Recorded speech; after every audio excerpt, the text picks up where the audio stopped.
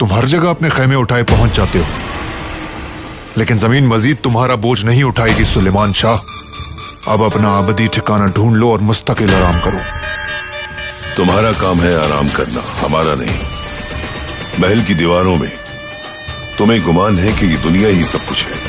फितना है ये, चंद दिन की जिंदगी है, सब खाक में मिल जाएगा। ओ बूढ़े, लगता है तुम्हें अपना सर कटाने की बहुत जल्दी है।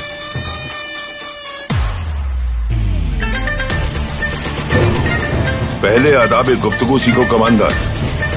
जिस शख्स को बूढ़ा कहा है तुमने, वो तुम्हारे जैसे कितनों का सर कलम कर चुका है। एक और सर कलम करने में देर नहीं लगेगी मुझे।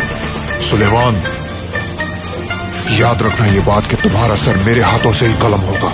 कमांडर, मैदान जंग में जब हमारा आमना सामना होगा तो अल्लाह जानता है कि कौन किसका सर कलम करेगा।